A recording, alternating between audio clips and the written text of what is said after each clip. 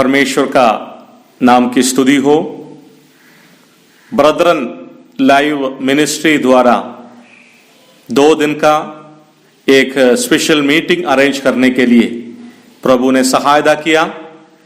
आज और कल आप लोगों के साथ परमेश्वर का नाम की महिमा के लिए गीत सुनाने के लिए और परमेश्वर का वचन सुनाने के लिए प्रभु ने एक ऐसा अवसर दिया है। हमें मालूम है इस दिनों में लॉकडाउन होकर हम लोग सब घर में हैं, तो प्रभु हमारे लिए ज्यादा समय दिया है, तो इस समय परमेश्वर का नाम का महिमा के लिए इस्तेमाल हो, यही हमारे विचार है, प्रार्थना है। परमेश्वर आप लोगों को सहायता करे। ये ब्रदरन लाइव मिनिस्ट्री द्वारा अलग अलग सेवकाई होते हैं, उसके द्वारा हिंदी में गीत सुनाने के लिए और हिंदी में प्रभु का वचन सुनाने के लिए प्रभु ने ऐसे एक अवसर हमारा भाइयों के लिए अरेंज किया है। ये अवसर आपको आपके जीवन में इस्तेमाल हो, यही हमारे प्रार्थना है। परमेश्वर आप लोगों को सहायता करे। आइए हम प्रार्थना करके ये सभा को शुरू करेंगे, प्रार्थना करेंगे। हमारे सर्वशक्तिमान दयालु प्रभु जी, इस सुंदर समय के लिए हम आपको धन्यवाद देते हैं। हमारा जीवन में हमारा साथ देने वाला आप ही है प्रभु। आपको आपका महिमा देखने के लिए, आपके वचन के अनुसार हमारा जीवन को चलाने के लिए प्रभु जी हमें सहायता करना है। ब्रदरन लाइव मिनिस्ट्री द्वारा परमेश्वर का वचन सुनाने के लिए ऐसे एक सुंदर अवसर हमारे जीवन में आपने दिया है, इसके लिए हम धन्यवाद देते हैं प्रभु जी। जो इसके द्वारा वचन सुनते हैं सबको आप आशीष अनुग्रह दे प्रभु जी, उसका जीवन में बदलाव होने के लिए और जीवन में परमेश्वर का महिमा देखने के लिए आपने सहायता करना। ये सेवकाई में आपका अनुग्रह हमें चाहिए प्रभु जी। आप सर्वशक्तिमान प्रभु हैं, हमारा जीवन को चलाने वाला आप ही है प्रभु जी। हमारा जीवन आपने दिया है, इस कठिन परिस्थिति में भी आपने हमें सुरक्षित रखा है। हम धन्यवाद देते हैं प्रभु जी। बहुत सारे लोग कोरोना बीमारी की वजह से विभिन्न तरीके तकलीफ में है प्रभु जी, सबको आप अनुग्रह दे, आशीष दे। जो बीमारी में उसको चंगाई दे प्रभु जी। चंगाई देने वाला आप ही है प्रभु जी, सहायता करने वाला, बचाने वाला आप ही है प्रभु जी। आपके चरणों में हम आते हैं। आने वाले समय में आपका गीत सुनने के लिए हम तैयार है प्रभु। आपका वचन सुनने के लिए भी हमारे हृदय को आप खोलना प्रभु जी। आपके नाम की महिमा हो, यही हमारा प्रार्थना। हमारे सारे प्रार्थना हमारे उद्धार करता, दोबारा आने वाला प्रभु यीशु मसीह का मीठे और पवित्र नाम में मांगते हैं, सुन और ग्रहण कर स्वर्गीय पिता, आमीन। परमेश्वर को हम धन्यवाद देंगे। परमेश्वर का गीत सुनने के लिए, प्रभु का नाम की महिमा देने के लिए प्रभु ने ऐसे एक सुंदर अवसर हमारा जीवन में दिया है, तो परमेश्वर को धन्यवाद करेंगे। हमारा हृदय को आनंद देने वाला सुंदर मधुर गीत सुनने के लिए शुरुआत में प्रभु ने अभी हमें अवसर दिया है, तो आइए हम कुछ गीतों को अभी सुनेंगे। पहले गीत धन्यवाद के साथ स्तुति गाएंगे। अगर पीछे चलना है तो परमेश्वर का पीछे चलना है, अगर आराधना करना है तो परमेश्वर को आराधना करना है, अगर गीत गाना है तो परमेश्वर का गीत गा के उसका महिमा करना है। तो परमेश्वर हमसे यही चाहते हैं, हमारा जीवन के द्वारा परमेश्वर का नाम की स्तुति करना। पहली गीत हमारा प्रिय भाई शाजू चन्नपेटा हमारे लिए सुनाएंगे और गीत ऐसा है, धन्यवाद के साथ। परमेश्वर को धन्यवाद देना है। उसका कारण क्या है? प्रभु ने हमें उपकार किया है, हमारा जीवन में परमेश्वर ने बहुत कुछ किया है। हम भूल जाते, लेकिन फिर भी हमारा गलती को माफी देकर परमेश्वर हमारा जीवन में अनुग्रह देते हैं। ये गीत प्रार्थना के साथ हम सुनेंगे, धन्यवाद के साथ स्तुति गाएंगे। परमेश्वर के नाम की महिमा हो।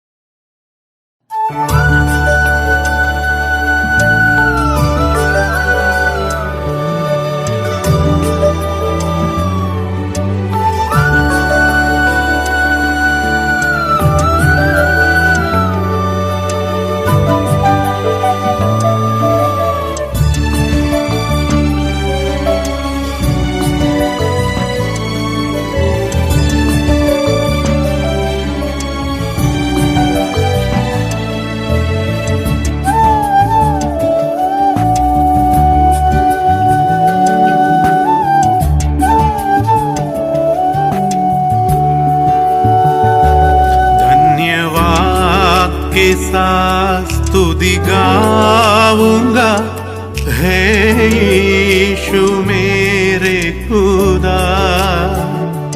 उपकार तेरे हैं बेशुमार, कोटि कोटि स्तुति धन्यवाद। धन्यवाद के साथ स्तुति गाऊंगा, है यीशु मेरे खुदा।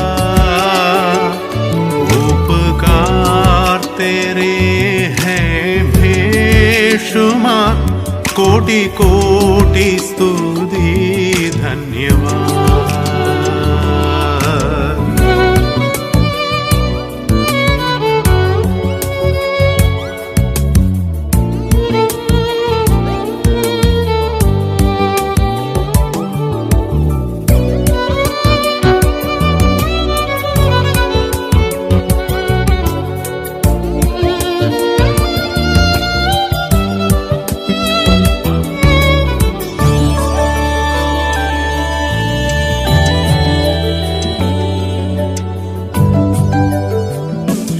योग्यता बढ़ के दिया है अपनी दया से तूने मुझे। योग्यता से बढ़ के दिया है अपनी दया से तूने मुझे। मांगने से ज्यादा मिला,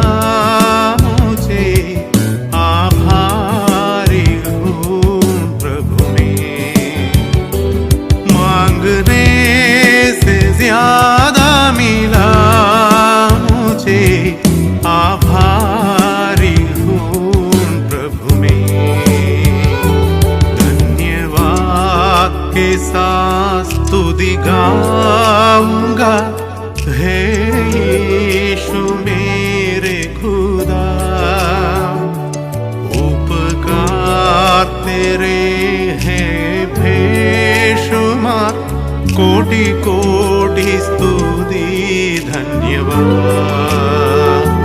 धन्यवाद के साथ स्तुति गाऊंगा, है यीशु मेरे खुदा।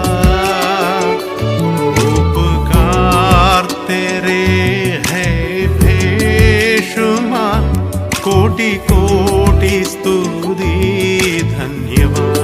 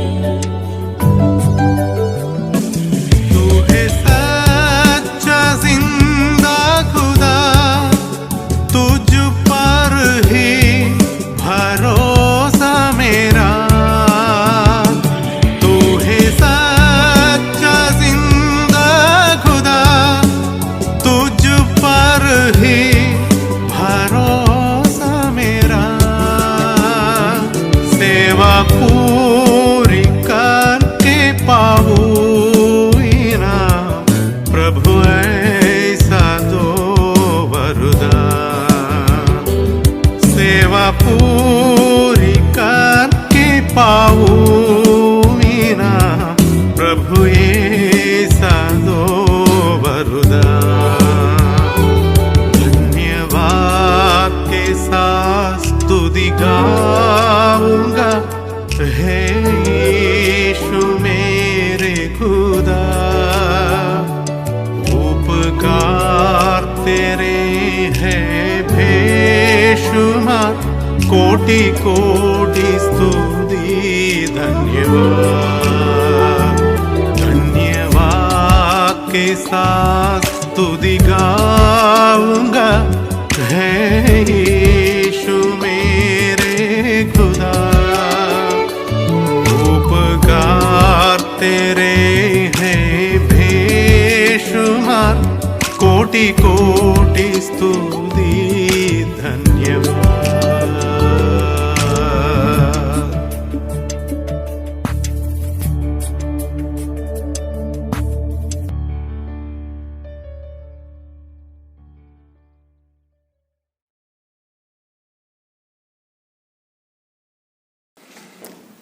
एक गीत सुनने के लिए प्रभु ने हमें सहायता किया। आइए हम दूसरा गीत को सुनेंगे, मेरा जीवन यीशु के साथ। तो हमारा जीवन अगर धन्य होना है तो परमेश्वर के साथ चलना है। परमेश्वर का साथ चलेगा तो हमारा जीवन धन्य होगा, आनंद के कारण होगा।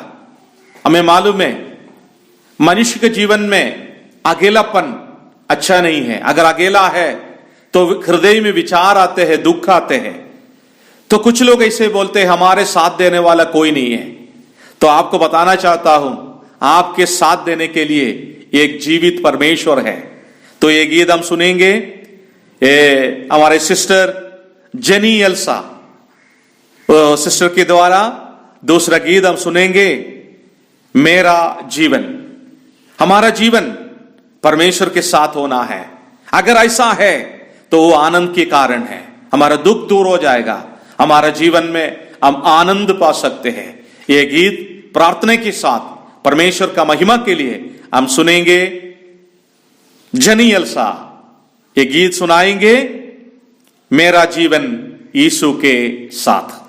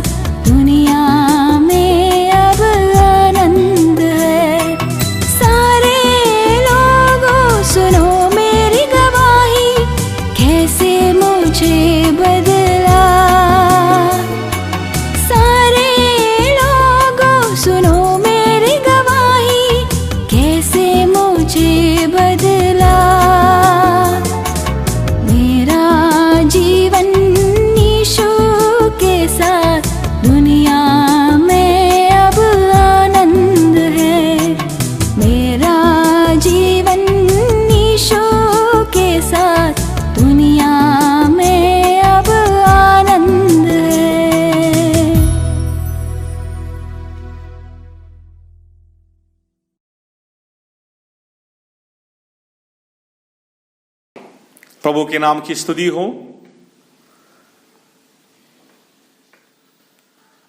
ओ काल्वरी, ओ काल्वरी, काल्वरी के क्रूस के बारे में हमें मालूम है, सारे मनुष्य पाप किया, पाप की सजा मृत्यु है। हम लोगों ने पाप किया, हम लोगों ने गलती किया, हम पाप में डूबे हुए लोग थे, पाप की सजा मृत्यु है। तो हम लोग अनंत काल के नरक में जाने वाले लोग था। इस नरक से हमें छुड़ाने के लिए कोई नहीं था। तो उस समय स्वर्ग की महिमा छोड़कर प्रभु यीशु मसीह इस दुनिया में आया, हम जैसे पापी लोगों के लिए, पापों से हमें बचाने के लिए प्रभु यीशु मसीह इस दुनिया में आया। प्रभु यीशु मसीह इस दुनिया में क्यों आया? कुछ लोग बोलते हैं प्रभु यीशु मसीह कुछ अचंभित काम करने के लिए आया। सही है, उसने बहुत सारे अचंभित काम किया, लेकिन प्रभु यीशु मसीह आने का सबसे बड़ा मतलब यही था, मनुष्यों को उसका पापों से बचाने के लिए, हम सब पापियों को पापों से मुक्ति देने के लिए प्रभु यीशु मसीह आया। तो प्रभु यीशु मसीह हमारे लिए जीवन दिया। कैसे जीवन दिया? काल्वरी क्रूस पर उसके हाथों पर कील लगाया, उसके पांवों का कील लगाया। काल्वरी क्रूस पर हम जैसे लोगों को बचाने के लिए वो क्रूस पर बलिदान हुआ। ये मतलब में एक गीत हम सुनेंगे अभी, ओ काल्वरी, ओ काल्वरी। तो हमारे लिए ये प्रेम की रास्ता प्रभु ने खोला। इसका मतलब क्या है? परमेश्वर ने हम जैसे गंदे लोगों को प्रेम किया। हमें प्रेम करने के लिए कोई नहीं था, प्रेम करने का कोई योग्यता हमें नहीं था। हम जैसे लोगों को परमेश्वर ने प्रेम किया। कैसे प्रेम किया? अपना जीवन देके उसने प्रेम किया। काल्वरी क्रूस पर हमारे लिए बलिदान हुआ। तो वो ये सच्चाई इस गीतों के द्वारा बताते हैं, ओ काल्वरी, ओ काल्वरी। ओ काल्वरी का क्रूस हम देखेगा तो उधर हम समझ सकते हैं परमेश्वर का प्रेम कितना है। हमें प्रेम करने के लिए, हमें बचाने के लिए, हम जैसे पापियों को बचाने के लिए प्रभु ने काल्वरी क्रूस पर हमारे लिए बलिदान हुआ। ये गीत हम सुनेंगे प्रार्थना के साथ। परमेश्वर के दास शाजू आगे आके गीत सुनाएंगे। प्रार्थना के साथ हम ये गीत सुनेंगे। परमेश्वर के नाम की महिमा हो।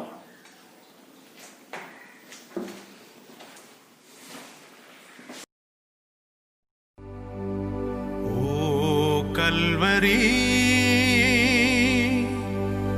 ओ कल्वरी, प्रेम की धारा हो की गिरी, प्रेम की धारा हो की गिरी।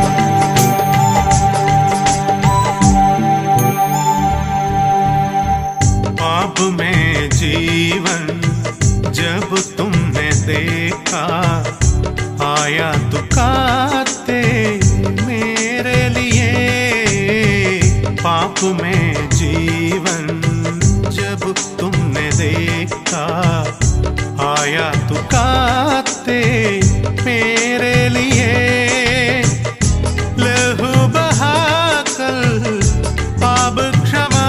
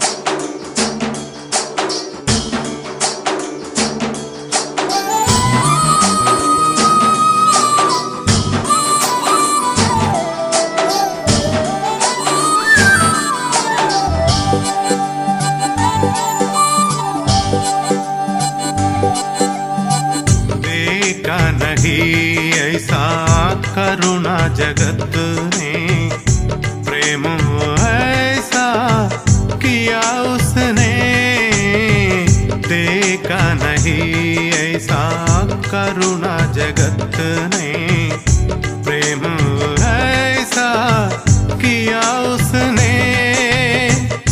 शीश नवाते सन्मुख तेरे, शीश नवाते सन्मुख तेरे, जिसकी निशानी वो कलवरी, वो कलवरी, वो कलवरी, प्रेम की धारा हो की गिरी, प्रेम की धारा हो की गिरी, वो कलवरी।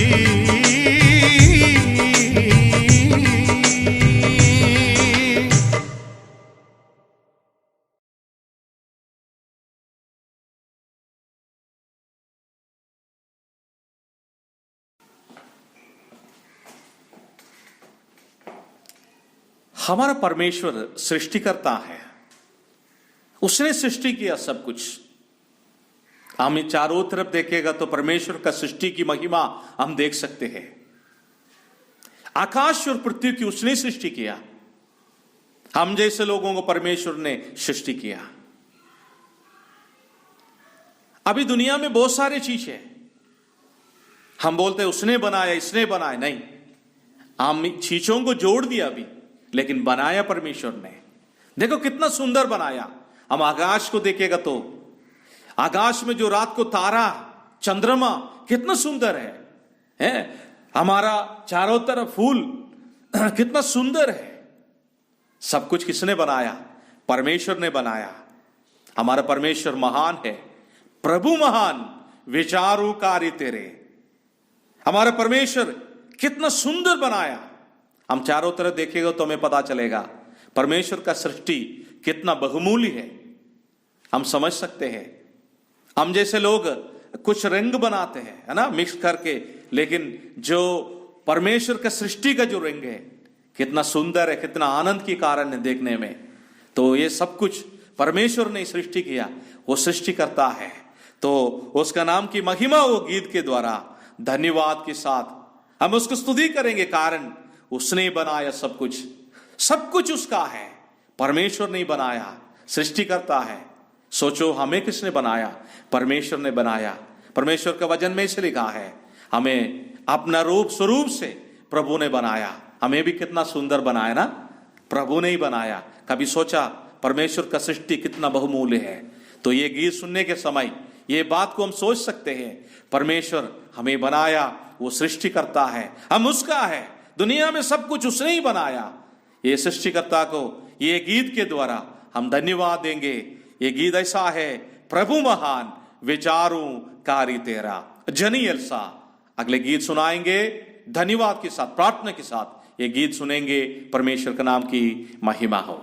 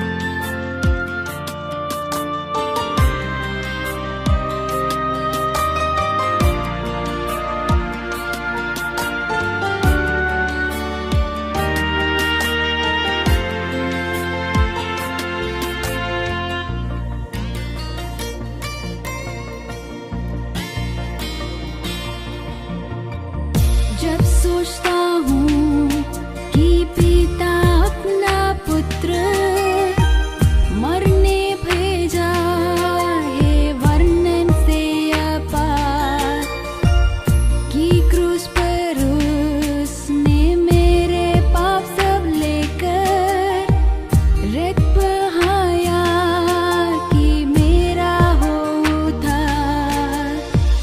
प्रशंसा वे प्रभु यीशु की, कितना महान, कितना महान।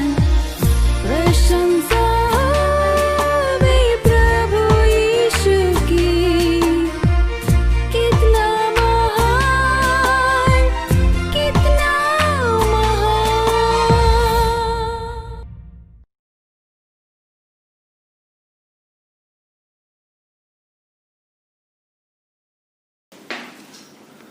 परमेश्वर के लिए गीत गाना कितना धन्य है। दुनिया में बहुत सारे गाना है, गीत है, तो कुछ लोग सुनते हैं फिर बाद में हम भूल जाते हैं। कुछ गीतों को हम याद रखते हैं, लेकिन परमेश्वर का जो गीत है, महिमा का गाना है, हमारे हृदय के अंदर तक पहुंचाते हैं। हमारा हृदय का अंदर वो पहुंच के हमें आनंद देते हैं, शांति देते हैं। तो कितना खुशी की बात है। अगले गाना हम सुनेंगे, गाओ गाओ, तो परमेश्वर के लिए गाना है। परमेश्वर का दास कहते हैं जितना भी हम गाना गाएगा तो हमारे लिए बस नहीं होगा, मतलब और गाने के लिए मन लगाएगा। मतलब उतना आनंद की गीत है, हृदय में आनंद देने वाला, शांति देने वाला, खुशी देने वाला। ये धन्यवाद के गीत प्रार्थना के साथ अभी हम सुनेंगे। परमेश्वर के दास शाजू के द्वारा प्रार्थना के साथ हम ये गीत सुनेंगे। परमेश्वर के नाम की स्तुति हो।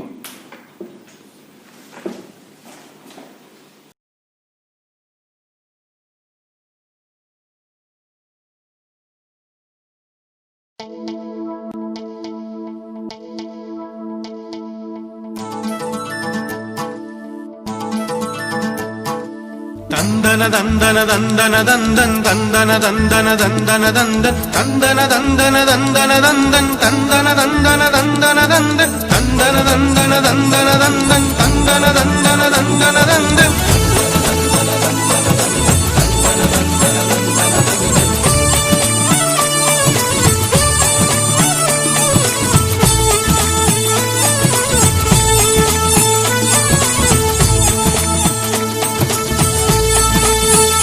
गाओ गाओ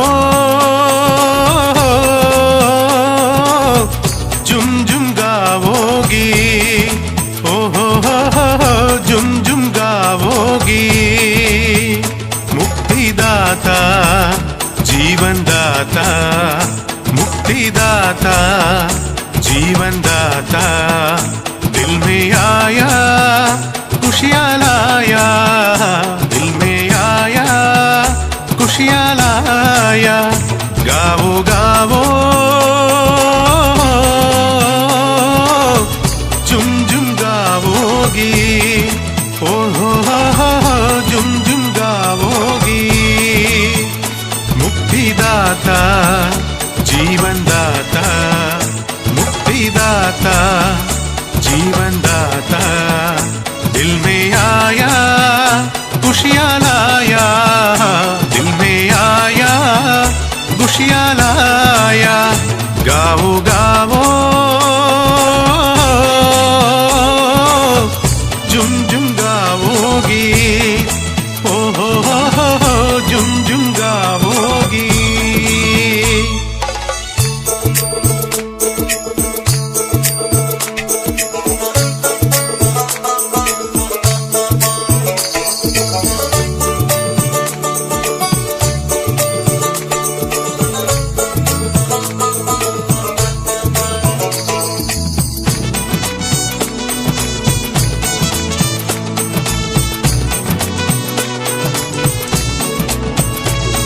सितारे ये नजारे, नदियाँ पर्वत है मन भावने। चांद सितारे ये नजारे, नदियाँ पर्वत है मन संभावने पंजी करते उसकी वंदना, पंजी करते उसकी वंदना। खून हम भी स्तुति करे, खून हम भी स्तुति करे। गाओ गाओ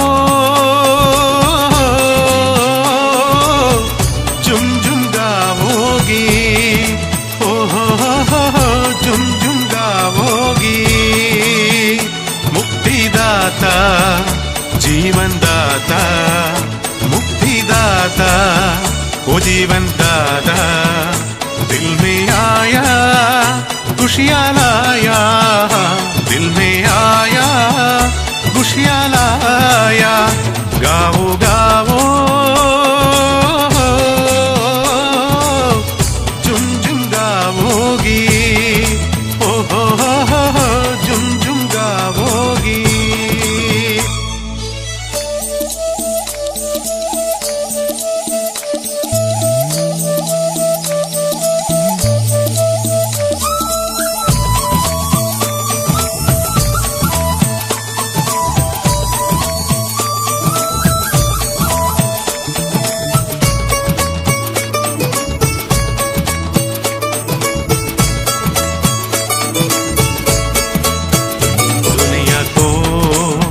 बनाने वाले स्वर्ग छोड़कर आया यीशु, दुनिया को बनाने वाले स्वर्ग छोड़कर आया यीशु। जीवन देने मुक्ति देने, जीवन देने मुक्ति देने, आनंद देने यीशु आया, आनंद देने यीशु आया। गाओ गाओ झुम झुम गाओगी, ओ हो झुम झुम गाओगी।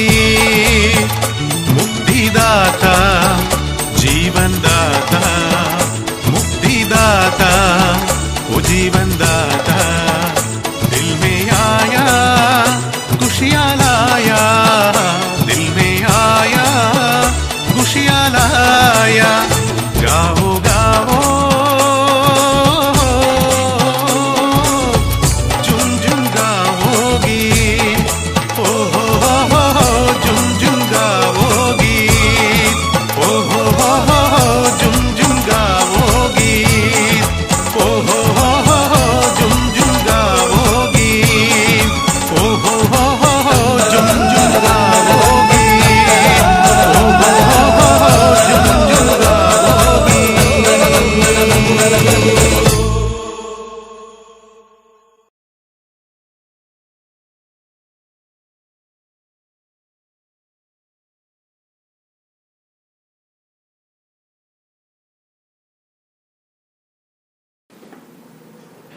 आइए हम अगले गीत सुनेंगे।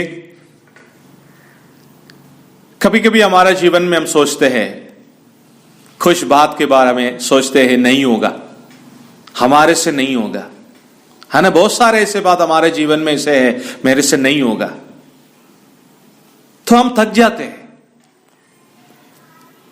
लेकिन हम परमेश्वर के बारे में जब जानेगा ना, असंभव को संभव करने वाले परमेश्वर। हम कुछ चीज को सोचते नहीं होगा, लेकिन परमेश्वर से ऐसे कुछ भी चीज नहीं है, नहीं होगा, सब कुछ होते हैं। हम विश्वास करना है हमारा परमेश्वर से सब कुछ होगा। तो ये गीत, अगले गीत हम सुनेंगे, उसका मतलब यही है, असंभव को संभव करने वाला परमेश्वर है। हमारे ये गीत सुनने वाला आप लोगों को जीवन में भी ऐसे बहुत सारे बात है, हम सोचते नहीं होगा, हमसे नहीं होगा, लेकिन आपकी सब बात के लिए सहायता करने के लिए, असंभव को संभव करके देने के लिए परमेश्वर अगर आपके साथ है तो सब कुछ हो सकते हैं। जो दरवाजा शायद आपके सामने बंद होगा वो परमेश्वर आपके लिए खोलेगा, जो रास्ता आपके सामने बंद होगा परमेश्वर आपके लिए खोल के देगा। अब विश्वास रखना है, असंभव को संभव कर सकते हैं।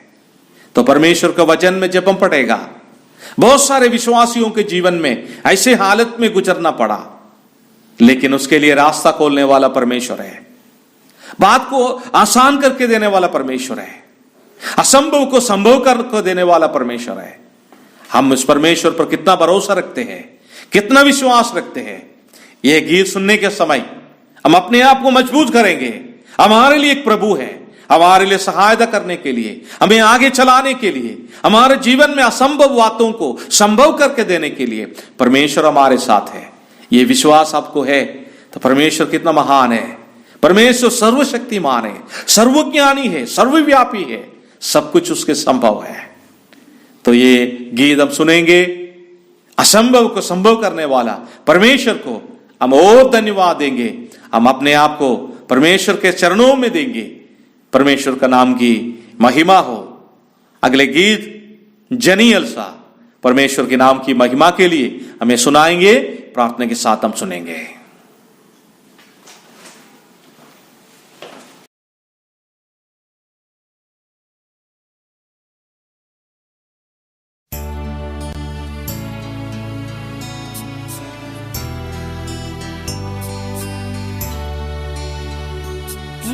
चीज इंसान घर तो समझे ये जिंदगी वीरान, तन और मन के दुखों से है तो परेशान और इसका ना निदान।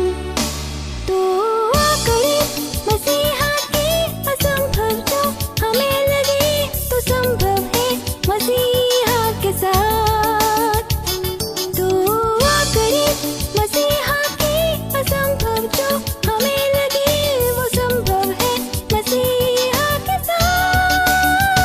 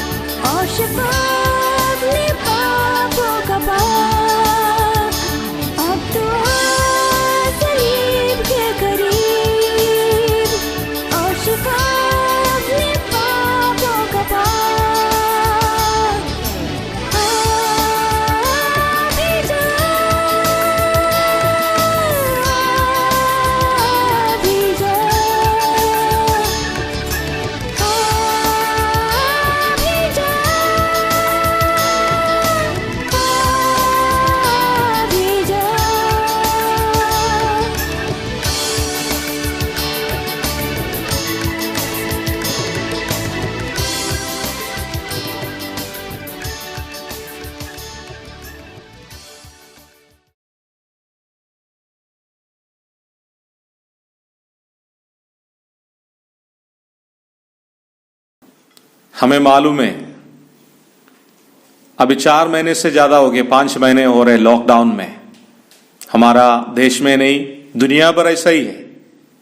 काफी लोगों का नौकरी चले गया, काम नहीं है, किलोमीटर किलोमीटर पैदल चलते जा रहे हैं। दिल्ली, मुंबई ऐसे जगह से लोग अपने गांव में जा रहे हैं।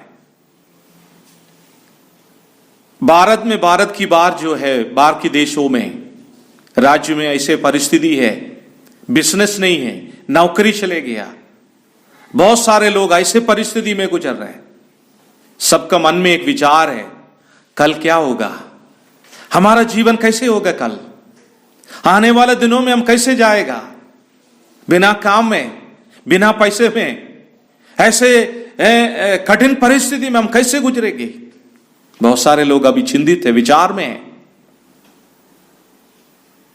हम मनुष्य, हम सोच सकते हैं, लेकिन आपको प्यार से बताना चाहता हूं, अगर परमेश्वर अब मेरे साथ है तो हमें दुखी होने का जरूरत नहीं। मैंने आपको अभी बताया, हमारे लिए रास्ता खोल सकते हैं। एक रास्ता हमारे सामने बंद हो गया तो हमारे लिए नया रास्ता परमेश्वर खोल सकते हैं। शायद इस समय आप निराशा में होगा, आप दुख में होगा, आप परेशानी में होगा, आप तकलीफ में होगा, आपका मन में ये विचार होगा, कल क्या होगा, आने वाला समय में क्या होगा। तो परमेश्वर का वचन हमें यही बताते हैं, हमें सोच विचार करने का जरूरत नहीं। हमारे लिए विचार करने वाला, हमें सहायता करने वाला, हमारे लिए सोचने वाला एक परमेश्वर है। क्या आप उस परमेश्वर पर विश्वास किया? आपके लिए स्वर्ग छोड़कर दुनिया में आया, आपके लिए, आपको पापों के लिए काल्वरी क्रूस पर बलिदान हुआ, आपके लिए तीसरा दिन जी उठा, आज भी जिंदा स्वर्ग में विराजमान परमेश्वर आपके लिए विचार करते हैं। वो परमेश्वर आपके साथ है। कभी आप निराश होने के लिए, दुखी होने की जरूरत नहीं। अगले गीत हम सुनेंगे, ये यीशु मेरे, तू ही मेरे आशा। प्रभु आप ही मेरा आशा है। हमें निराशा होने की कोई जरूरत नहीं है। प्रभु हमारे साथ अगर है तो हमें चलाने के लिए, हमें आगे चलने के लिए, हमारे लिए नया रास्ता खोलने के लिए प्रभु हमारे साथ है। ये विश्वास के साथ हम आगे जाएंगे। इस दिनों में, इस कठिन परिस्थिति में, अलग अलग मन विचार में आप होगा, लेकिन आपके लिए प्रभु है, परमेश्वर है। प्रभु यीशु मसीह आपको सहायता करेगा। हमारा जीवन में भी अभी कोई दुख की बात नहीं है, कारण यही है, हमारा आशा परमेश्वर पर है, प्रभु यीशु मसीह पर है। तो आपका भी आशा परमेश्वर पर रखकर आगे जाएंगे हम। हमारा जीवन के द्वारा परमेश्वर का नाम की महिमा हो। परमेश्वर का दास साजू के द्वारा ये गीत भी हम सुनेंगे, हे यीशु मेरे।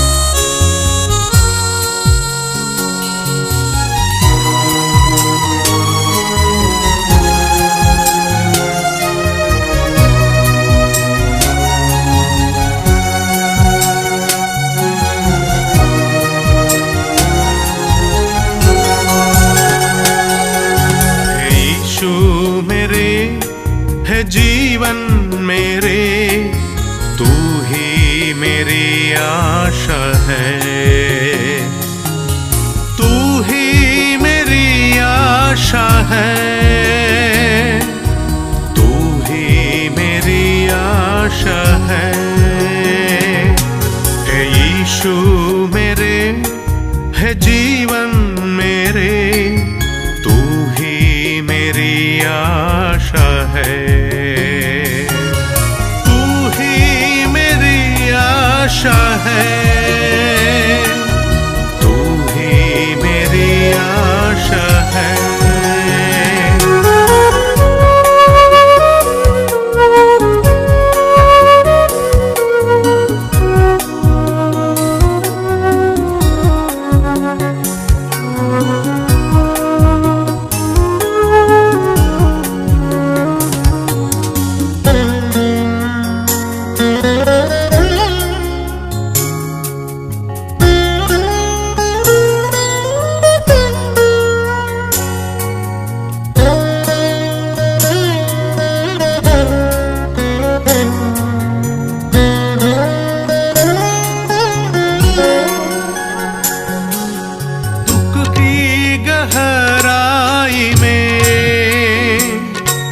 मेरे सुनी तन्हाई में,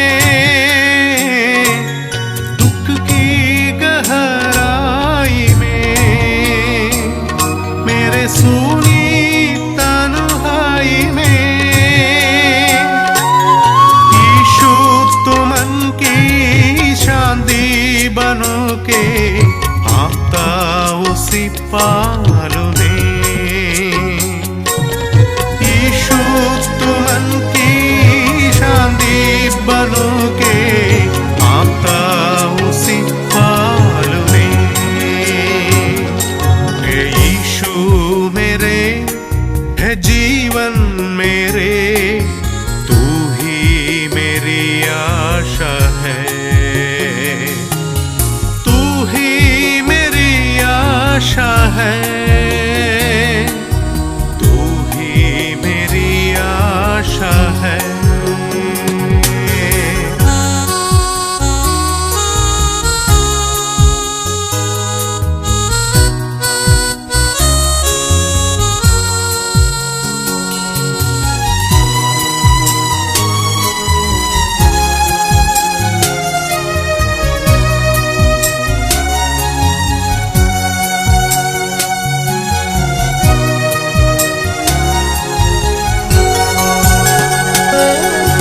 अंधेरे में ज्योति तू है, मेरे मुख में माथु जैसा है।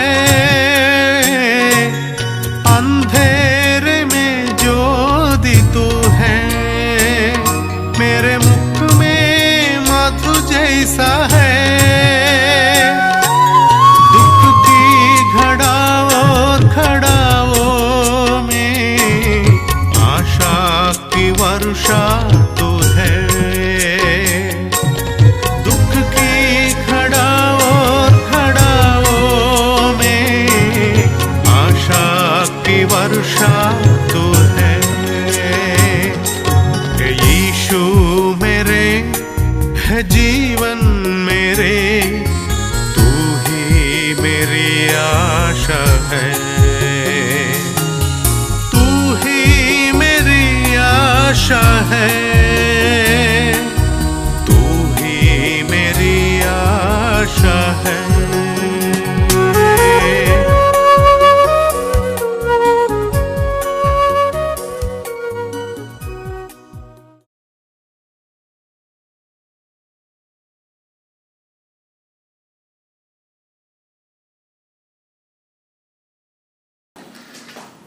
परमेश्वर का नाम की स्तुति हो। अभी तक हमारे प्यारे भाई और बहन के द्वारा गीतों को सुनने के लिए प्रभु ने हमें सहायता किया। बहुत मधुर सुंदर परमेश्वर के नाम की महिमा का गीतों के सुनने के लिए परमेश्वर ने सहायता किया। हम विश्वास करते हैं सारे गीत आप सुनने की वजह से आपका हृदय के अंदर भी आनंद के कारण होगा। मैंने पहले ही भी बताया, यही हमारा प्रार्थना है। हम जब तक परमेश्वर का वचन और गीत सुनते हैं वो हमारे लिए बहुत सुंदर है, आनंद की कारण है। प्रभु आप लोगों को सहायता करे। तो आइए हम अभी परमेश्वर का वचन की ओर जा रहे। परमेश्वर के वचन हमें सुनाने के लिए प्रभु के दास थॉमस जेकब कलिशेरी हमारे साथ है। प्रभु के दास अभी थोड़े समय हमारे साथ परमेश्वर के वचन सुनाएंगे। आइए हम इस वचन को सुनेंगे। इस समय में मैंने बताया हमारे लिए रास्ता खोलने के लिए, हमारे जीवन को आगे चलाने के लिए, हमारे जीवन को धन्य होने के लिए परमेश्वर का वचन हमारे लिए होना ही जरूरी है। तो अभी परमेश्वर के वचन के द्वारा ही हम आशीष पाएंगे। प्रभु का दास थोड़े समय, ज्यादा देर नहीं, आपको परमेश्वर के वचन सुनाएंगे और इस वचन सुनने के द्वारा आपका जीवन को बदलाव होना है, बदलना है। पापों का स्वभाव को बदल के परमेश्वर की इच्छा के अनुसार हमारे जीवन आगे चलना है। तो सारे मनुष्य पापी है, मैंने आपको बताया। पाप की सजा मृत्यु है। कभी हम नरक में नहीं जाना है, परमेश्वर के साथ हम स्वर्ग में जाना है। तो परमेश्वर आज भी हमें बुलाते हैं, आज भी परमेश्वर हमसे प्रेम रखते हैं। तो ये परमेश्वर के प्रेम की कहानी, जो संदेश अभी हम सुनने जा रहे हैं, हम स्वागत करते हैं। परमेश्वर के दास थॉमस जेकब, ये प्रभु के दास द्वारा हम थोड़े समय परमेश्वर का वचन सुनेंगे। आइए हम प्रार्थना के साथ परमेश्वर के वचन सुनेंगे। प्रभु सब लोगों को आशीष दे। परमेश्वर के नाम की स्तुति हो।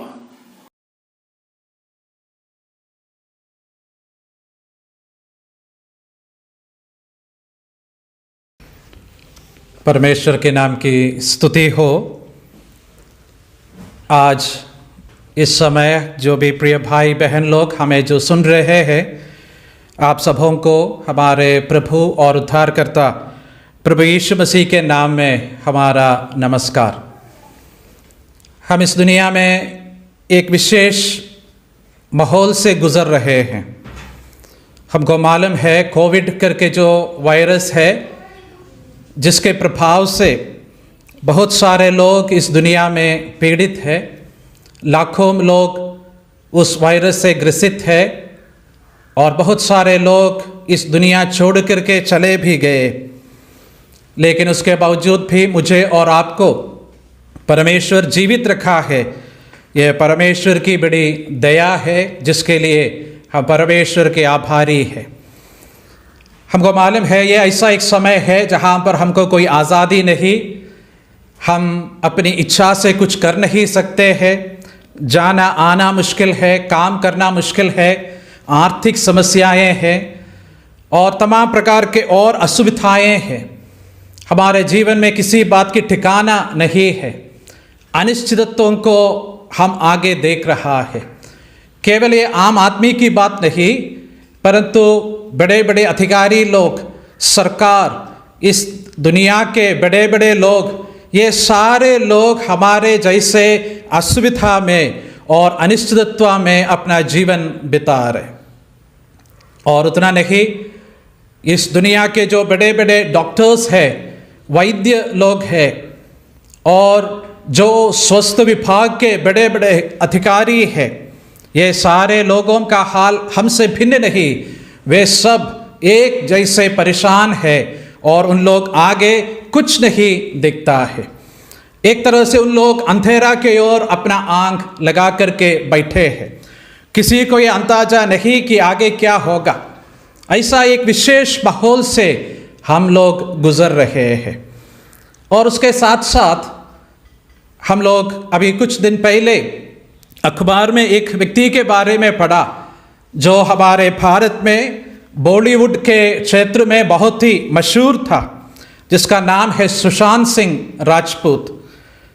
और कुछ दिन पहले वो अपने आप को खत्म किया, वो खुदकुशी किया, सुइसाइड कर लिया।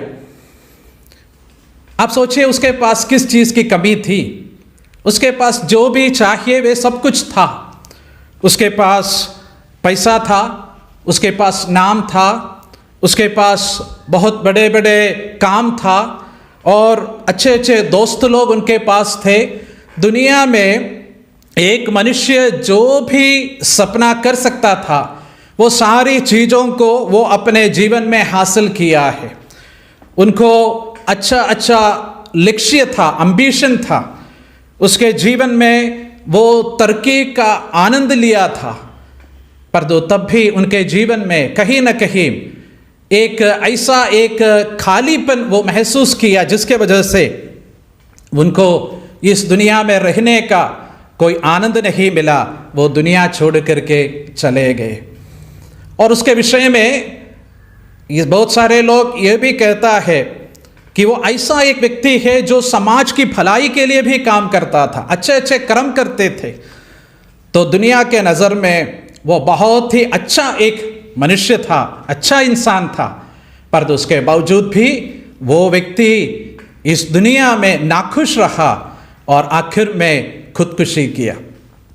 क्या आप कभी सोचा है कि हमारे जीवन में ये तमाम चीज़ों के द्वारा जो हमको प्राप्त करता है, ये तमाम चीज़ों के द्वारा जो हम लोग इच्छा रखते हैं, उससे बढ़कर हमारे जीवन में कुछ ज़रूरत है, उसके विषय में कभी आप सोचा है?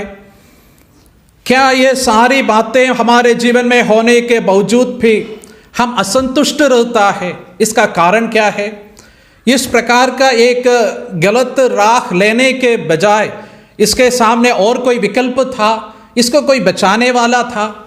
मेरे प्रिय भाइयों मित्रों, आज इस समय हम आपके पास इसलिए आए हैं, आपको ये बताने के लिए कि आपके जीवन में चाहे आप बहुत कुछ पाया होगा या दुख में, मुसीबत में, परेशानी में, निराशा में पड़ा होगा, पर तो आपको सहारा देने के लिए एक व्यक्ति है, और वो व्यक्ति और कोई नहीं, वो केवल आपका सृष्टिकर्ता, आपका परमेश्वर है। बहुत सारे लोग इस बात को अपने जीवन में कुछ ध्यान नहीं देता है। उन लोग अपनी मर्जी से जीवन बिताता है और आखिर में निराशा में, दुख में और अपना जीवन को समाप्त करना पड़ता है। आज हम लोग आपके पास इसलिए आए हैं कि हम आपको ये बताने के लिए कि आपको इस प्रकार जीवन आगे बढ़ाने का ज़रूरत नहीं। आप खुशी के साथ, आनंद के साथ, उम्मीद के साथ आगे जा सकते हैं। आप तसल्ली के साथ रह सकते हैं। और वो कैसे हो सकता, उसके विषय में हम आज आपको कुछ बातों को बताने के लिए चाहते हैं। जब यह व्यक्ति जो सुशांत सिंह राजपूत है, उसके विषय में हमने ये देखा कि इस व्यक्ति अपने जीवन में ये सारी समस्याओं को किस प्रकार देखा, तो मेरे मन में परमेश्वर के वचन अर्थात बाइबल का एक व्यक्ति के विषय में याद आया। और वो व्यक्ति भी अपने जीवन में बहुत कुछ पाया था। इस दुनिया में मैं और आप जो भी सपना कर सकता है वो सब उनके पास था, तभी उसके जीवन में वो खुश नहीं था। परंतु उसके जीवन में वो जो खुशी पाना था वो पा लिया। जीवन आगे जब वो बढ़ाया, उनके जीवन खुशी से वो बिताने के लिए उनको मौका मिला। तो उस व्यक्ति के विषय में हम इसलिए विचार करते हैं कि मैं और आप ये जाने समझे कि हमारे जीवन में भी एक उम्मीद है, हमारे जीवन में भी एक लक्ष्य की ओर बढ़ने का एक वजह है, एक तरीका है, ये बताने के लिए। तो हम लोग थोड़ा समय बड़े प्रार्थना के साथ परमेश्वर के सामने बैठे और परमेश्वर के इन शब्दों को आप सुनिए, ताकि आपके जीवन में भी आप आनंद पा सके, आप तसल्ली पा सके, जीवन में आप एक लक्ष्य की ओर बढ़ सके। उस व्यक्ति का नाम है नामान। बाइबल में इज़राइल के इतिहास में इस व्यक्ति के विषय में लिखा है, लेकिन वो इस्राएली नहीं था, वो एक अरामी व्यक्ति था।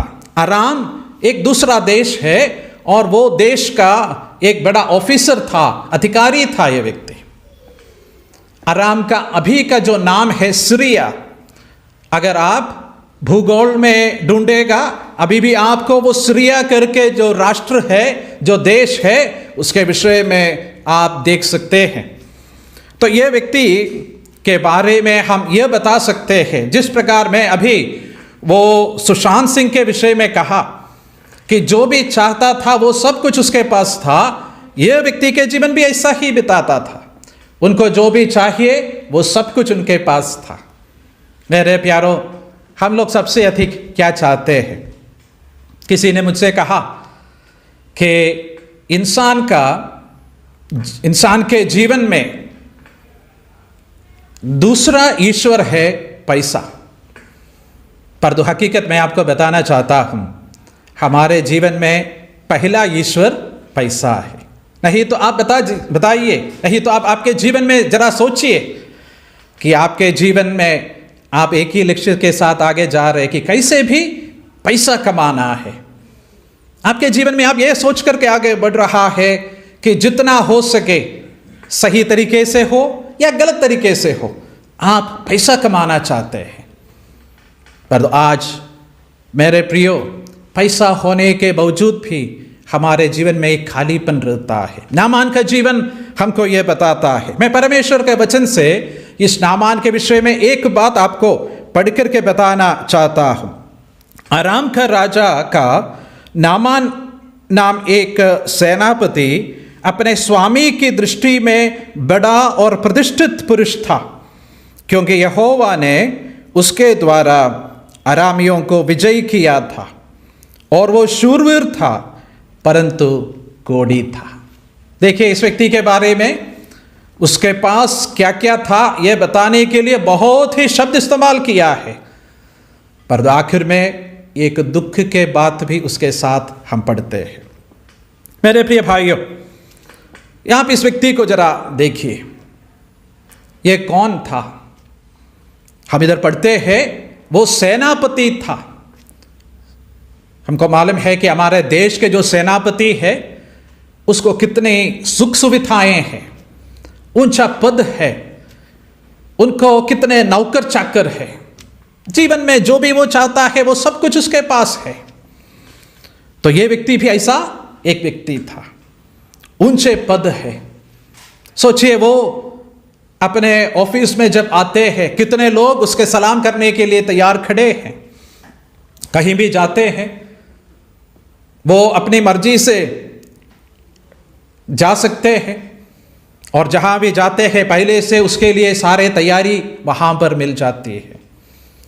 वो किसी के सामने अपना सिर झुकाना नहीं पड़ता, परंतु वो ऐसा व्यक्ति है जिसके सामने बाकी सारे लोग सिर झुकाते हैं। कितना ऊंचा पद था इस व्यक्ति को, क्योंकि वो सेनापति था। आपके जीवन में भी शायद आपको बहुत अच्छा पद होगा, आपके गांव का प्रधान होगा या आप अधिकारी होगा किसी दफ्तर में, आपके खानदान में आपको बड़ा आदर सम्मान मिलता होगा, पर तो मैं आपको ये बताना चाहता हूं ये सब कुछ नहीं है।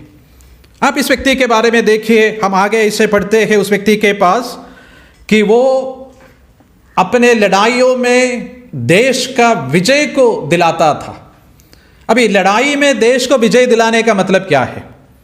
केवल इतना नहीं कि वो सच करके लड़ने के लिए जाता था, पर तो इतना भी हम इसमें से समझना चाहिए कि वो ऐसा व्यक्ति था, वो बहुत दिमागी था। कैसे लड़ना है उसको मालूम है। अभी लड़ाई हम केवल ताकत से नहीं जीतता है, लड़ाई जीतना है तो दिमाग चाहिए। तो ये व्यक्ति अच्छा बुद्धिमान व्यक्ति था, दिमागी व्यक्ति था।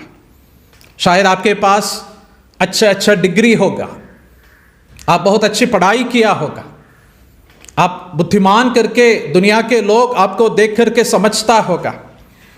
यह व्यक्ति भी ऐसा था और वो सामर्थ्य भी था।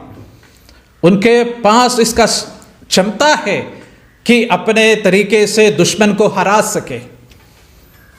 आप कभी अपने जीवन में ये सोचता होगा कि मेरा जीवन में सब कुछ मेरे लिए अच्छा है और मैं जो चाहता हूँ मेरा तरीका सफल है, मैं जो चाहता हूँ वो मेरे लिए काबिल होता है, ऐसा आप सोचता होगा। पर तो मैं आपको ये बताना चाहता हूँ कि यहाँ पर इस व्यक्ति की ओर अगर आप देखेगा तो ये व्यक्ति सामर्थ्य था, बुद्धिमान था। उतना नहीं, हम उसके विषय में इसे पढ़ते हैं वो बड़ा और प्रतिष्ठित व्यक्ति है, बड़ा और प्रतिष्ठित व्यक्ति है। लेकिन आखिर में हम ऐसे पढ़ते हैं कि वो कोढ़ी था, वो कोढ़ी था। मेरे प्रिय भाइयों बहनों, आप सोचिए जीवन में जो भी चाहिए सब कुछ है उसके पास। जीवन में उनको जो भी चाहिए वो सब उसके पास है। उनके पास अच्छा पद है, आदर सम्मान है, पैसा है, उसके पास जो ऊंचा सामर्थ्य चाहिए या बुद्धि चाहिए, जो भी चाहिए सब उनके पास है। तो हम इस बात को आगे याद रखना कि ये सब कुछ होने के बावजूद भी वो व्यक्ति बेचैन था, क्योंकि वो कोढ़ी था। उनके शरीर में कुछ बीमारी लगी हुई है, उनको कभी कोई चैन नहीं है, उनके मन में कोई तसल्ली नहीं है। जहाँ भी जाता है उनके मन में ऐसा एक विचार है कि मैं कमज़ोर हूँ, मैं कोढ़ी हूँ, ऐसा वो सोचता है।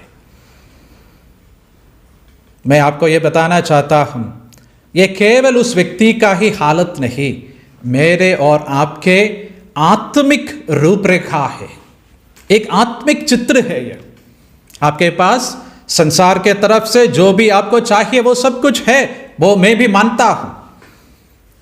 परंतु मेरे प्रिय भाई, मेरे प्रिय बहन, मैं आपसे ये बताना चाहता हूँ कि आपके जीवन में एक बीमारी लगी हुई है।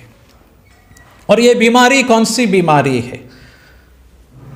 परमेश्वर का वचन में हम ऐसे पढ़ते हैं कि हमारे हृदय के बारे में, कि हृदय में असाध्य रोग लगी हुई है। आप पहले ये सोचते होंगे कि ये कोई हृदय रोग के बारे में मैं बताता हूं जो सांसारिक रूप से या शारीरिक रूप की बात है। नहीं, ऐसी बात नहीं।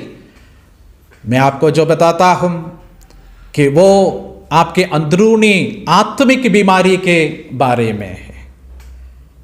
सारे मनुष्य ऐसे हालत में है कि उनके जीवन में एक अंदरूनी बीमारी है, उनके हृदय में एक बीमारी लगी है, और वो बीमारी है पाप की बीमारी। इस व्यक्ति की बीमारी का नाम इधर दिया है कोढ़ी।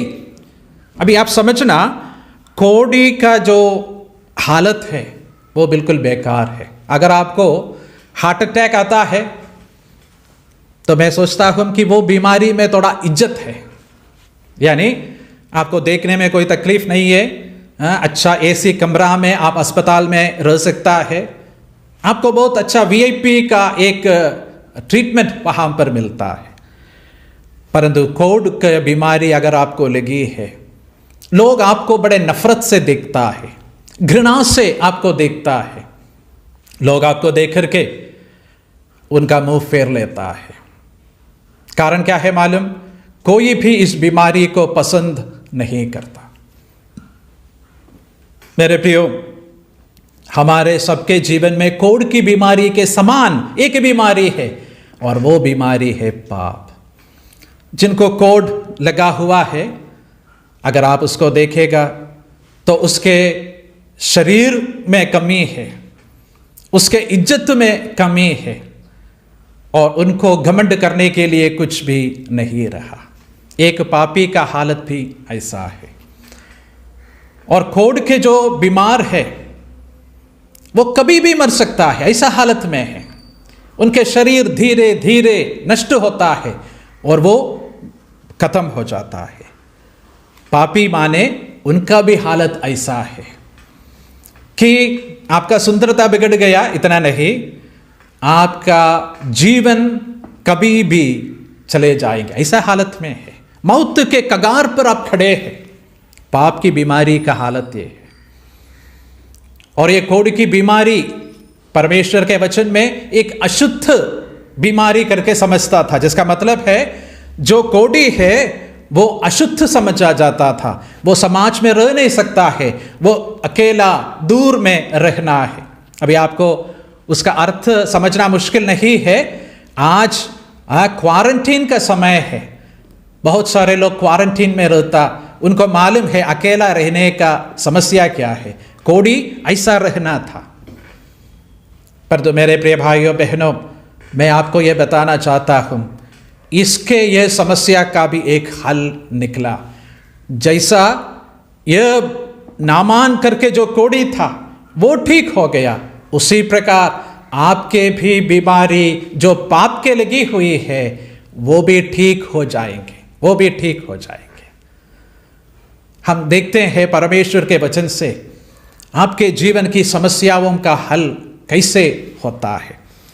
हम इस व्यक्ति के बारे में जब यह देखा कि यह व्यक्ति इस प्रकार एक बीमार व्यक्ति रहा और उसके जीवन में वो बेचैन रहा, उसी प्रकार एक पापी का भी हालत है। बाइबल ऐसे कहता है कि पाप शरीर में लगी हुई कोई बीमारी नहीं, परंतु आत्मा में लगी हुई बीमारी है। मैं आपको पहले बताना चाहता हूं पाप है क्या चीज। पाप पाप ये शब्द हम बहुत इस्तेमाल करते हैं, परंतु पाप माने क्या है? बाइबल कहता है पाप का मतलब यह है सीमा को पार करना। लिमिट जो है, बाउंड्री जो है, उसको पार करना, क्रॉसिंग द लिमिट, ये है पाप। उसको बताता है कि अधर्म या अपराध, जिसका मतलब है कि ट्रांसग्रेशन। पाप वो है कि आप परमेश्वर के द्वारा निर्धारित किया गया सीमा को पार करना। कभी आप सोचा है, आपके जीवन में ऐसा किया है, जो बातों को परमेश्वर मना किया है, जो बात परमेश्वर आपको करने के लिए नहीं रखा है, आप हिम्मत बढ़ाकर वो करने के लिए गया? परमेश्वर बताता है कि तुम सच ही बताना, पर तो हमें और आप कितने बार वो सीमा को पार किया और हम झूठ बोल दिया। तो हम बता सकता है we have transgressed, we have trespassed, हम सीमा को पार किया है। कभी हम बड़े बड़े स्थानों में जाते हैं, दफ्तरों में, ऐसे ऐसे स्थानों में जाते हैं, तो वहां पर ऐसा लिखा है ट्रेसपासर्स विल बी प्रोसिक्यूटेड।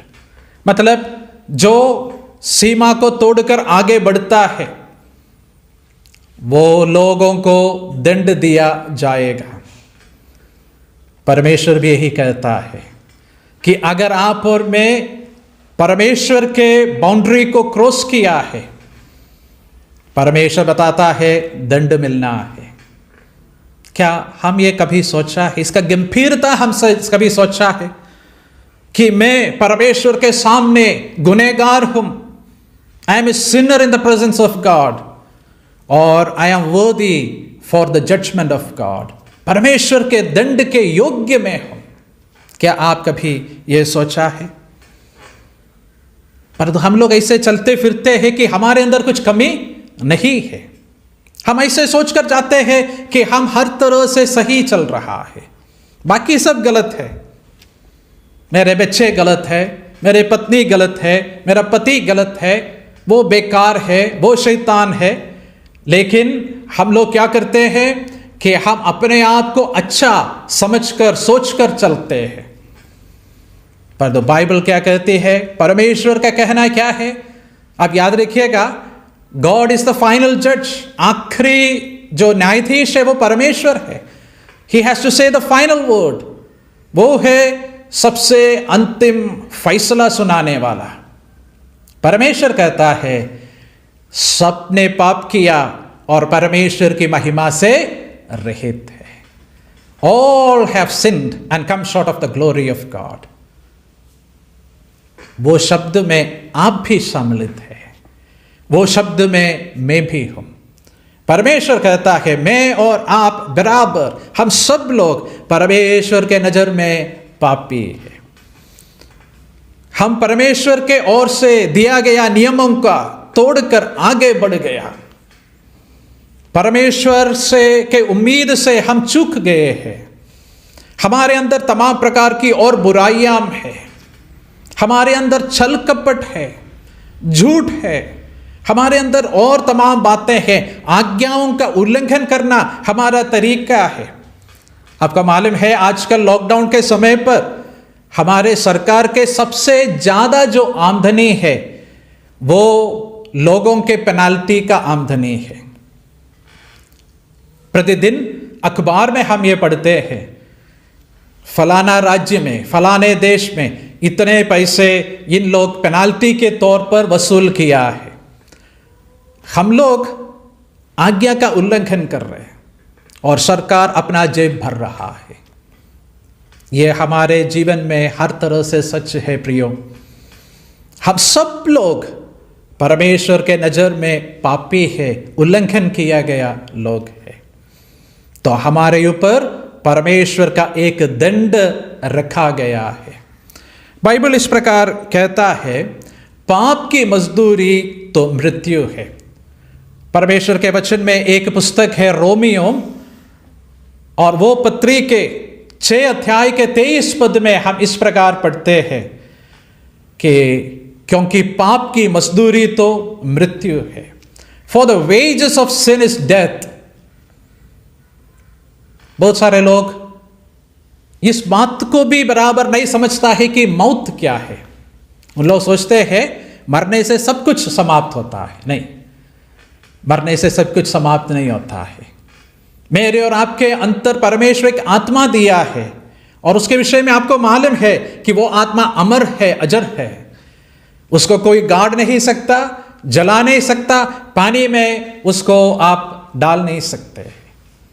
परमेश्वर कहता है कि हम सब ने पाप किया, परमेश्वर की महिमा से रहित है, और पाप की मजदूरी मृत्यु है। For the wages of sin is death.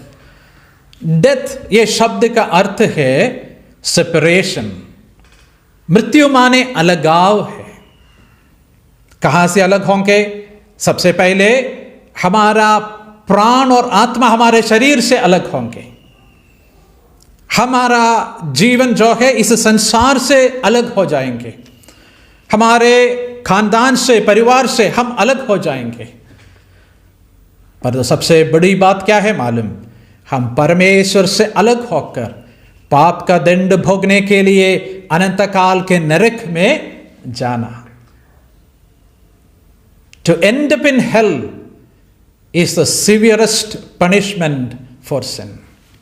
नरक में पहुंच जाना यह है पाप का सबसे बड़ा जो दंड है। आप आपके जीवन को थोड़ा गंभीरता से सोचिए। कभी हमारे पास कुछ जमीन है या घर है, गाड़ी है, हम सोचते हैं सब कुछ हो गया, अभी हम तो राजा बन गया, हमारे जैसा और कोई नहीं है। लेकिन परमेश्वर आपसे ये कहता है मेरे प्रियो कि आपके जीवन में सब कुछ नहीं मिला। पाप अगर आपके जीवन में लगी हुई है, आपके जीवन में ये पाप की बीमारी अगर है, समझना कि आप अनंत काल के विनाश की ओर जा रहे हैं। अनंत काल के नरक की ओर आप जा रहे हैं। नरक ऐसा जगह है, बाइबल इसके विषय में बताता है। बाइबल ये कहती है नरक ऐसा जगह है जहां पर आग और अंधकार है, जहां पर रोना और तड़पना है, जहां पर आपको आग में रहना, और उतना नहीं, आपको एक बूंद पानी भी नहीं मिलेगा। अकेलापन को आप महसूस करेंगे। वहां का कीड़ा कभी मरता नहीं, वहां के आग कभी बुझती नहीं। नरक एक भयानक दर्दनायक समस्या से भरा हुआ जगह है, और अगर पाप के समस्या से हल निकालने से पहले आप दुनिया छोड़कर चले गए, आप उस नरक में जाएंगे। आज हम आपको ये संदेश क्यों सुना रहे? उसका कारण केवल यही है कि आप नरक में जाने का कोई जरूरत नहीं। नरक से आप आ सकते हैं। और हम अभी एक व्यक्ति के बारे में पढ़ रहे थे जिसका नाम नामान है, और आपको मालूम है कि ये नामान को किसी ने यह बताया कि आप ऐसा कोढ़ी बनकर रहने का जरूरत नहीं, आप कुचलते कुचलते रहने का जरूरत नहीं, परेशान होकर के रहने का जरूरत नहीं। आपको इस समस्या से बाहर आने का एक रास्ता है, आपको बचने का एक मार्ग है। मेरे प्रिय भाइयों बहनों, आज हम आपको यही बताने के लिए आए हैं, आपसे हम मिले हैं कि आप इस रीति से, इस तरीके से आप हमेशा रहने का कोई जरूरत नहीं। आप आ सकते हैं परमेश्वर के पास, वो आपको यह समस्या से बचाएगा। नामान के जीवन में वो इस समस्या से बच गया है। वो परमेश्वर ने उनको मुक्ति दिया। नामान के घर में एक छोटी सी लड़की काम करती थी, और वो परमेश्वर को जानती थी। और वो एक व्यक्ति के बारे में बताया जो अपने गांव में है, और वो बताया कि तुम अगर उस व्यक्ति के पास जाओगे तो तुमको ये समस्या से बाहर निकलने का रास्ता वो बताएगा। नामान तो अपने पास जो पैसा था वो पैसा खर्च करके शायद तमाम लोगों के पास गया होगा। अपने पास जो सुविधाएं हैं वो इस्तेमाल करके इस समस्या से बाहर निकलने का तमाम मार्ग ढूंढ लिया होगा, लेकिन अभी तक असफल रहा। पर तो देखो, एक छोटी सी लड़की जिसका नाम हमको मालूम नहीं, जिसका काम केवल घर का झाड़ू पोछा लगाने का काम थी। ऐसा जो लड़की नामान को बताता है कि एक व्यक्ति है जो आपके समस्या का हल निकाल सकते हैं। मेरे प्रिय मित्रों, आज हम आपको यही बताना चाहते हैं कि आपका इस पाप की समस्या का हल एक जगह से मिल सकता है। एक व्यक्ति ये दे सकता है। वो आपसे पैसा नहीं मांग रहे, वो आपसे ये नहीं बोल रहे कि आप ये जगह से दूसरे जगह की ओर जाए। वो आपको ये नहीं बताता है कि आप तीर्थ यात्रा करें, आप पैसा खर्च करें, आप बहुत बड़े शारीरिक तौर से तमाम कुछ काम करें। वो ऐसा नहीं कहता है। वो आपसे ये कहता है कि उसके पास आए, खाली हाथ आए, कुछ लेकर के ना आए, पर तो ये मान करके आए कि मैं पापी हूं। अगर आपके बीमारी हालत को समझकर जानकर आप इस बचाने वाले के पास आ सकता है तो वो आपके पाप को क्षमा करेगा। और वो व्यक्ति और कोई नहीं, वो प्रभु यीशु मसीह है। वो प्रभु यीशु मसीह है।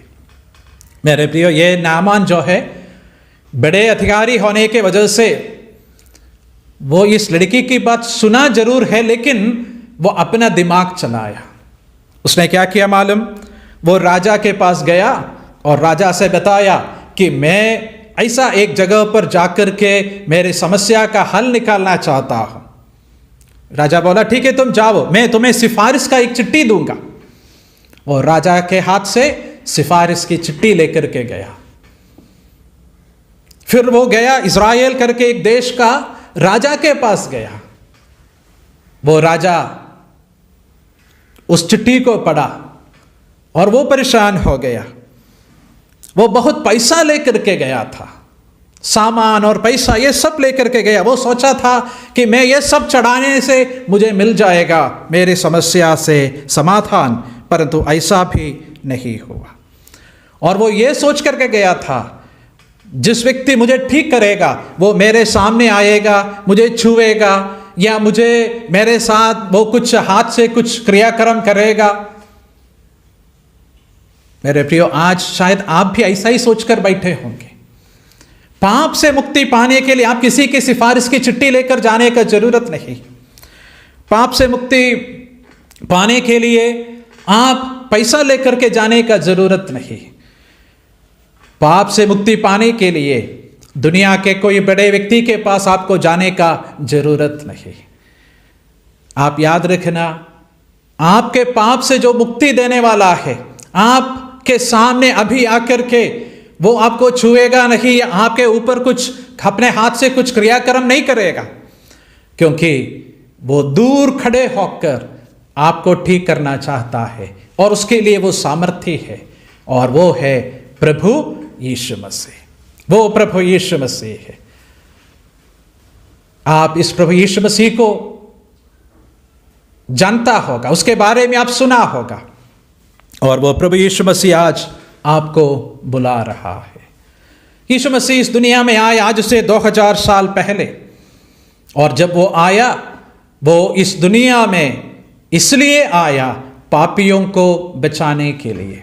परमेश्वर के वचन अर्थात ये बाइबल में इस प्रकार हम पढ़ते हैं कि ये बात सच और हर प्रकार से मानने के योग्य हूं कि मसीह यीशु पापियों को बचाने जगत में आया, जिनमें सबसे बड़ा मैं हूं। यीशु मसीह दुनिया में आया आज से 2000 साल पहले पापी को बचाने के लिए। पापी कौन है? आप है, मैं हूं। मुझे और आपको बचाने के लिए प्रभु यीशु मसीह आया। पापी को नाश करने के लिए नहीं आया, परंतु पापी का उद्धार करने के लिए, नरक से उनको मुक्ति दिलाने के लिए प्रभु यीशु मसीह आया। ऐसा और कोई इस दुनिया में नहीं है। आप जरा सोचिए, इतिहास पढ़ करके देखिए, ढूंढ फिर करके समझिए, इस दुनिया में उस उद्देश्य से और कोई नहीं आया है, केवल प्रभु यीशु मसीह आया। और वो इस दुनिया में आया 2000 साल पहले, और उसके बाद उसने क्या किया है? वो अपने जीवन के द्वारा यह दिखाया कि वो साक्षात में ईश्वर है। वो मेरे और आपके पापों को अपने ऊपर उठा लिया और वो हमारे पापों का सजा अपने शरीर पर क्रूस पर सहा और ऐसे वो पाप के समस्या को हल कर लिया। पाप के समस्या का समाधान उसने किया और उसने क्या किया? वो हमारे लिए मरा, गाड़ा गया और तीसरे दिन जी उठा। हम इसलिए आपको इस यीशु मसीह के विषय में कहता है क्योंकि ये प्रभु यीशु मसीह आपको पाप से राहत देता है, पाप के सजा से आपको बचाता है। कैसे? वो स्वयं आपके दंड को अपने ऊपर उठाने के द्वारा। आपका पाप का दंड अगर आप सहेगा तो क्या उम्मीद है? आशा नहीं है। लेकिन यीशु मसीह आपके पाप का दंड अपने ऊपर उठाने के वजह से आज आपको एक आशा है। आप क्या कर सकते हैं? इस यीशु मसीह के द्वारा पापों से मुक्ति पा सकता है। आपके पाप को दूर करने के लिए जो भी करना है वो प्रभु यीशु मसीह कर लिया है। अभी आपको कुछ करने का जरूरत नहीं, पैसा देना नहीं, कहीं दूर जाना नहीं। आपके लिए जो भी सहना है यीशु मसीह सहा। बाइबल कहती है, इतिहास भी ये कहती है कि यीशु मसीह क्रूस पर मरा, पापों के खातिर यीशु मसीह मरा। आपके पाप अपने ऊपर लिए हुए वो क्रूस पर मरा, पाप की समस्या को वो दूर किया है और वो आज भी जीवित है। सोचिए, यीशु मसीह दुनिया में आया और हमारे लिए अपना जान कुर्बान कर दिया, उसके बाद अगर वो समाप्त हो गया तो इस यीशु मसीह में कुछ खासियत नहीं होता। पर तो यीशु मसीह के विषय में हम इसलिए आज बताते हैं कि यीशु मसीह तीसरे दिन मरे हुओं में से जिंदा हुआ है। ऐसा दुनिया में और कोई नहीं है। यीशु मसीह एक अनोखा उद्धार करता है, यूनिक सेवियर है। पहली बात, वो पाप दूर करने के लिए आया। दूसरी बात, वो अपने जीवन में कभी पाप नहीं किया था। तीसरी बात, वो अपने शरीर में मेरे और आपके पाप को उठा लिया है। चौथी बात, वो हमारे पाप का सजा सहा। पांचवी बात, वो मरने के बाद फिर जी उठा। और ये प्रभु यीशु मसीह आज आपको बचाना चाहता है। दुनिया में आप कितना भी गहराई से आप खोजबीन करें, ऐसा एक मुक्तिदाता को आप नहीं पा सकते हैं। तो इसलिए हम आपके सामने एक अनोखा उद्धारकर्ता को पेश करना चाहते हैं। और मेरे प्रिय भाइयों बहनों, हम आपको ये बताने के लिए चाहते हैं कि जैसा यीशु मसीह ने किया वैसे आपके लिए और कोई कर भी नहीं सकता है। आप किसी ऐसा एक व्यक्ति का इंतजार ना करें जो आपको बचाने के लिए फिर आएगा। इसलिए आप इस यीशु मसीह के पास आइए, वो आपको बुला रहा है। जैसे मैं कहा, आपसे वो पैसा नहीं मांग रहे, आपसे वो कुछ सामान नहीं मांग रहे। आपका एक संपूर्ण दिल अगर आप उसको देगा, वो आपको पापों से मुक्ति देता है, आपको बचा लेता है। ये नामान जब इस्राएल देश में गया, वहाँ पर उनको ठीक करने वाला जो व्यक्ति था उसके पास पहुँचा, तो वो व्यक्ति नामान को एक सरल सी बात बताया कि वहाँ पर एक नदी है जिसका नाम यरदन है, उस नदी में जाकर 7 बार डुबकी लेना। नामान और कुछ सोच करके आया था। वो सोचा कि वो कुछ धार्मिक क्रियाक्रम करेंगे, आरती करेंगे, अर्चना करेंगे, ऐसा सोच करके आया। पर ऐसा कुछ नहीं हुआ। उसे बोला कि तुम जाकर के यरदन नदी में तुम डुबकी लेना। ये व्यक्ति पहले गुस्सा था उसके मन में कि मैं इतना बड़ा अधिकारी होकर यह नदी में जाकर के क्यों स्नान लूं, वो मन में सोचा। पर उनके जो मित्र थे उन लोग उसको ये समझाया कि आप ये कर लीजिए, कोई कठिन काम नहीं है, कर लीजिए। और उसने ऐसा किया और उनके कोढ़ की बीमारी दूर हो गई, उनका शरीर बिल्कुल ठीक ठाक हो गया। मैं आपको ये बताना चाहता हूं मेरे प्रिय भाइयों बहनों, प्रभु यीशु मसीह आपसे कोई भी कठिन काम नहीं कहता है। वो आपसे सिर्फ इतना ही कहता है कि तुम पूरे दिल से विश्वास करो। क्या विश्वास करना? ये विश्वास करना कि आप एक पापी है, ये विश्वास करना कि यीशु मसीह आपको बचाने के लिए मनुष्य रूप लेकर के इस दुनिया में आया और आपके पाप को वो अपने ऊपर उठाकर क्रूस पर मरा और गाड़ा गया और जी उठा, और इस यीशु मसीह के द्वारा आपको पाप क्षमा है। इस यीशु मसीह के द्वारा आपको मुक्ति मिलेगा, ये आप विश्वास करना, और इस यीशु मसीह को आप अपने हृदय में अपना प्रभु के रूप में, उद्धारकर्ता के रूप में आप स्वीकार करना।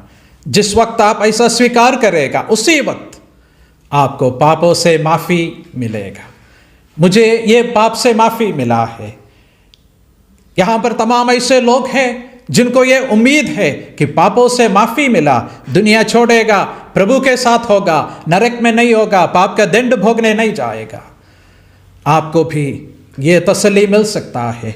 उसके लिए प्रभु यीशु मसीह आपको बुला रहा है, और ये सरल काम है। जहाँ पर आप बैठे हैं उसी जगह पर आप इस यीशु मसीह पर विश्वास करके उसको हृदय में ग्रहण कर सकता है। वो आपसे पैसा नहीं मांग रहे, आपको कुछ और जगह बुला नहीं रहा है। आप आइए और आप इस प्रभु यीशु मसीह पर आप विश्वास कीजिए। परंतु विश्वास करना आपका काम है, वो मेरा काम नहीं, वो कोई और कर नहीं सकता है, ये आपकी जिम्मेदारी है। लेकिन हम आपको एक गारंटी देना चाहता है, अगर आप विश्वास करेगा, पक्की बात है कि आपके पाप से आपको क्षमा मिलेगा। ये हमारा अनुभव है, वचन का एक डिक्लेरेशन है ये, और ये सच्चाई है। अगर आप आपके जीवन में यह सच्चाई की ओर मन लगाएगा, प्रभु यीशु मसीह के पास आएगा, यीशु मसीह पर अपना भरोसा आप रखेगा, अपना सही हालत उसके सामने आप कबूल करेगा, आज इसी वक्त आपको पापों से मुक्ति है। और ये बाइबल ये कहती है, जो कोई ऐसा यीशु मसीह पर विश्वास किया है उन लोगों को वो परमेश्वर का संतान होने का आशीष देता है। ऐसे लोगों के पाप क्षमा होता है, उनको अनंत जीवन है, मतलब उन लोग हमेशा परमेश्वर के साथ रह सकता है। क्या आपके जीवन में ये उम्मीद है, ये तसल्ली है? अगर नहीं है तो आज इसी वक्त आप यीशु मसीह के पास आइए, वो आपको बुला रहा है। हे परिश्रम करने वालों, बोझ से दबे हुए लोगों, तुम मेरे पास आओ, मैं तुमको विश्राम दूंगा। ये कोरोना का माहौल आएगा जाएगा, समस्याएं जीवन में आएगा जाएगा, पर यीशु मसीह आपको कभी नहीं छोड़ेगा, वो आपको कभी नहीं त्यागेगा, वो आपको उद्धार देगा, मुक्ति देगा। आप उस यीशु मसीह के साथ जीवन बिताने के लिए परमेश्वर आपको सहायता करेगा। फैसला आपका है, और इसलिए मैं मेरे शब्दों के यहाँ पर समाप्त करना चाहता हूँ, पर तो आपको ये एक और चेतावनी दे करके मैं समाप्त करता हूँ। अगर आप ये फैसला नहीं लेगा, यीशु मसीह पर विश्वास नहीं करेगा, फिर आपको बचाने के लिए और कोई व्यक्ति आपको नहीं मिलेगा। अनंत काल के नरक में पाप का दंड के लिए आप जाना पड़ेगा। परमेश्वर आपको मदद करे कि ये दंड से आप बचकर आज परमेश्वर के लिए आप जीवन बिताने वाले बन सके, जीवन में खुशी शांति को प्राप्त करें, और परमेश्वर के साथ एक सही रिश्ता में आप बांधे जाए। उसके लिए परमेश्वर आपको सहायता और मदद करे। परमेश्वर के नाम की महिमा हो।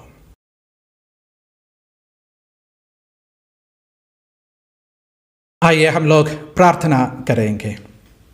हमारे स्वर्गीय प्यारे पिता परमेश्वर, हम धन्यवाद करते हैं कि इस समय आप हमको ये मौका दिया कि आपके वचन को हम सुनने के लिए सहायता किया।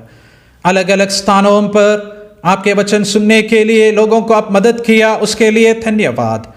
और प्यारे पिता, हम उस नामान के जीवन से सीख रहे थे, जिस प्रकार वो नामान अपने समस्या का हल निकाला, अपने जीवन की समस्याओं से बाहर आया, उसी प्रकार हमारे प्रिय भाई बहन लोग आज आपका वचन को सुना है, पाप की समस्या से बाहर निकल आने के लिए आप सहायता मदद करें।